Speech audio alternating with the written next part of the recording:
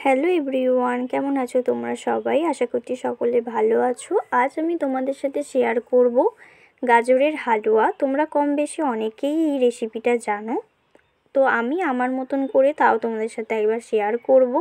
তো প্রথমে আমি নিয়েছি গ্রেট করে রাখা গাজর। আমি এখানে 2টো গাজর নিয়েছি কনডেন্স মিল্ক, ঘি, খোয়া ক্ষীর, কাজু কিশমিশ, চিনি আর দুধ। তারপর কড়াইতে পরিমাণ মতন ঘি দেব। ঘিটা ভালো করে গরম হয়ে গেলে আগে থেকে গ্রেট করে রাখা গাজরটা দিয়ে দেব। মিনিমাম 10 মিনিট ভালো করে নাড়াচাড়া করে নিতে হবে। যখন দেখবে একটা ভালো স্মেল ছাড়ছে তখন দুধটা অ্যাড করে দেবে। দুধটা দিয়ে একটু ভালো করে ফুটিয়ে নেবে।